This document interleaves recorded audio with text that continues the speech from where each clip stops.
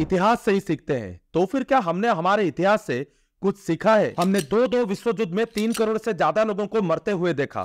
Hiroshima Nagasaki में परिस्थिति आज तक नहीं बदला है। यूरोप में पुरुषों के अभाव के कारण डेमोग्राफिक डिविडेंड तक वहां का बदल के रह गया। इतनी सारी तबाही देखने के बाद भी हम लोग आज उसी जगह पे आके खड़े हो गए हैं जहां पे सारी चीजों का शुरुआत हुआ था। चाहे इंडिया का पाकिस्तान और चाइना के साथ हो, या इजराइल का पैलेस्टाइन के साथ, या फिर अमेरिका का नॉर्थ कोरिया के साथ। बस दोस्तों, वक्त बदल गया है, लेकिन ये सारी स्थितियां हमें उसी दौर की याद दिलाती है जब 28 जुलाई 1914 को ऑस्ट्रिया ने सर्बिया के ऊपर और 1 सितंबर 1939 को जर्मनी ने पोलैंड के ऊपर हमला किया था। उस समय दोस्तों दुनिया 2 हिस्सों में बटी हुई थी, लेकिन आज का दुनिया तो मल्टीपोलर है और खतरा भी ज्यादा बढ़ गया है, क्योंकि हर एक बड़े बड़े देश के पास न्यूक्लियर वेपन जो आ गया है। आज हम लोग इस वीडियो में फर्स्ट और सेकेंड वर्ल्ड वॉर के हर एक कड़ी को समझने की कोशिश करेंगे, जो आज के समय में हमें थर्ड वर्ल्ड वॉर की तरफ खींचा ले जा रहा है। जय जगन्नाथ दोस्तों।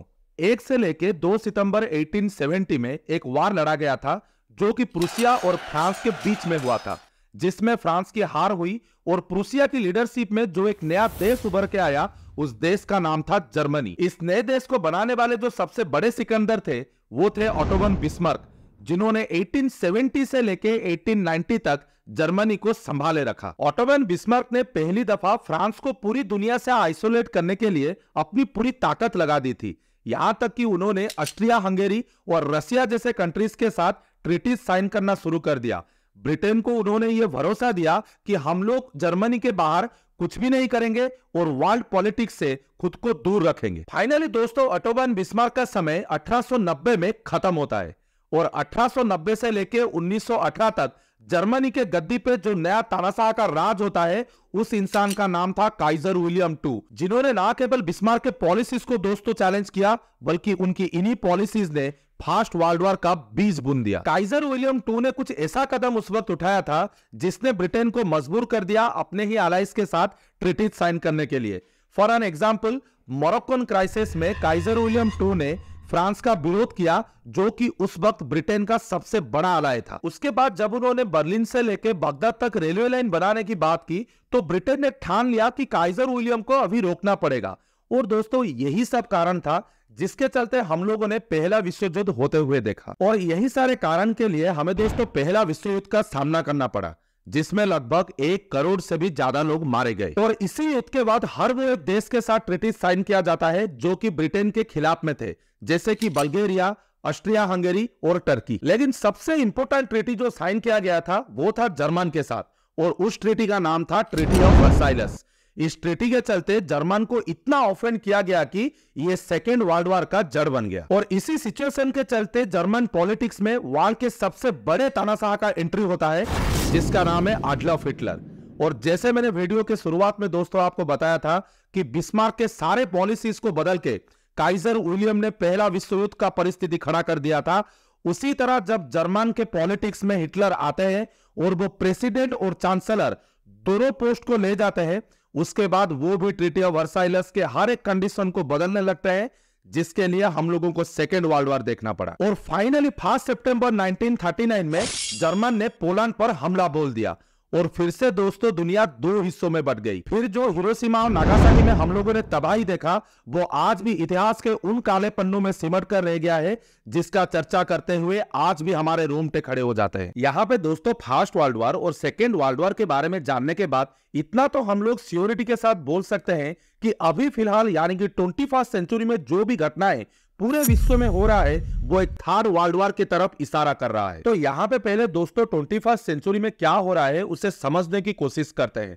पहला बात, 1991 में जब यूएसएसआर डिसइंटीग्रेट होकर रशिया बन जाता है, उसके बाद पूरा एशियन कॉन्टिनेंट का पावर शिफ्ट होकर चला जाता है चाइना के हाथ में। बाद में दोस्तों शुरू होता है इंडिया और चाइना के बीच एक टग ऑफ वार। और दूसरी बात यहाँ पे यह है कि इंडिया और चाइना में सबसे बड़ा मार्केट होने के कारण यहाँ पे इन्वेस्टमेंट भी धीरे धीरे करके बनने लगा है। अगर इसी चीज को इंडिया के पर्सपेक्टिव से जानने की कोशिश करें तो 1950 से लेके 2000 तक इंडिया का रिश्ता अमेरिका के साथ इतना अच्छा नहीं था। यहाँ तक कि 1978 से लेके 2000 तक कोई भी अमेरिकी राष्ट्रपति भारत को टूर पे नहीं आए थे। भगवान का शुक्र है कि वाजपेयी जी के प्रयास से फाइनली बिल क्लिंटन भारत आते हैं सन 2000 में, और इसके बाद भारत का रिश्ता धीरे धीरे करके अमेरिका के साथ बहुत बेहतर होने लगा। ये पूरे जर्नी में जितना प्रयास वाजपेयी, मनमोहन सिंह और नरेंद्र मोदी जैसे प्रधानमंत्री का रहा, उतना ही कंट्रीब्यूशन जॉर्ज बुश और बाराक ओबामा जैसे अमेरिकी राष्ट्रपति का भी था। 2001 में हुई वर्ल्ड ट्रेड सेंटर के हमले ने अमेरिका की आंखें खोल दी और अमेरिका को यह पता चल गया कि जिस देश के ऊपर वो भरोसा कर रहा है वो टेररिज्म को कम नहीं बल्कि बढ़ावा दे रहा है। और जब पाकिस्तान के ऊपर से अमेरिका ने अपना हाथ उठा दिया, उसी वक्त चाइना ने पाकिस्तान को फाइनेंशियली भी सपोर्ट किया और यूनाइटेड नेशन में भी समर्थन दिया। और रशिया को तो पहले से ही चाइना का सपोर्ट था। हालांकि हम रशिया को इंडिया का ऑल वेदर फ्रेंड मानते हैं, लेकिन जितना चाइना इकोनॉमिकली रशिया को सपोर्ट प्रोवाइड करता है उतना हम कर नहीं सकते। और इंडियन ओशन रीजन में अगर अमेरिका को अपना तवज्जो बरकरार रखना है तो उसके लिए बस भारत ही इकलौता ऑप्शन बचता है। लेकिन दोस्तों, इंडिया के पास बहुत सारे ऑप्शन है, जैसे कि एशिया के हार्ट कहा जाने वाले अफगानिस्तान का पुलिस सिस्टम और संसद को डेवलप करने के लिए इंडिया ने वहां पे बहुत सारे इन्वेस्टमेंट किया था, जो कि दोस्तों सुषमा स्वराज जी के समय पे किया गया था। लेकिन पिछले 2 सालों से वहां पे तालिबानी रूल चल रहा है, जो कि किसी के बात सुनने के लिए तैयार ही नहीं है। यहां तक कि वहां पे अमेरिका ने अपने पूरे ताकत लगाने के बावजूद भी वहां से वापस आ गया। हर कंटिनेंट एक मल्टीपोलर दुनिया में बटा हुआ है। कौन किसके साथ कब क्या ट्रीटी साइन कर रहा है ये किसी को भी पता नहीं है। इसी तरह के ट्रीटीज फर्स्ट और सेकेंड वर्ल्ड वॉर के टाइम पे भी साइन किया गया था, जिसके वजह से इतनी बड़ी तबाही हुई थी। 2016 में पाकिस्तान ने भारत के 40 जवानों को RDX से मार दिया था, जिसके बाद भारत के उस वक्त के डिफेंस मिनिस्टर मनोहर पर्रिकर ने युद्ध की मांग की थी। लेकिन सुषमा स्वराज जी ने युद्ध को टाल दिया था, ये कह के कि हर चीज का हल युद्ध नहीं होता। दोस्तों, अगर भारत उस वक्त युद्ध के लिए जाता तो शायद भारत का इकोनॉमी या GDP 10 साल पीछे चली जाती। ये सारे डिस्कशन से दोस्तों एक बात तो क्लियर है कि इंटरनेशनल रिलेशन में कोई भी चीज कांस्टेंट नहीं रहता है, वो चाहे एशिया हो या अफ्रीका या यूरोप।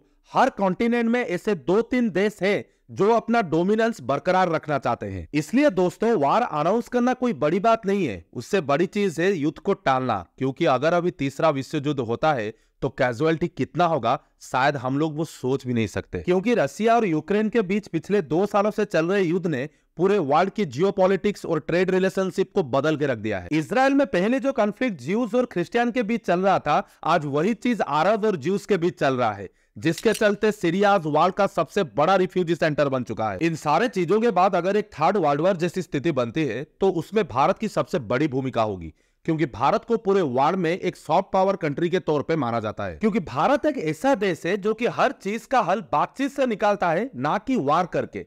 तो दोस्तों, आज की इस वीडियो में हम लोगों ने जिन जिन चीजों के बारे में बातचीत किया उसके ऊपर आप लोगों का क्या राय है, आप लोग कमेंट सेक्शन में जरूर बताइए और हमारे चैनल को जरूर सब्सक्राइब करिए। मिलते हैं और एक वीडियो में। जय हिंद।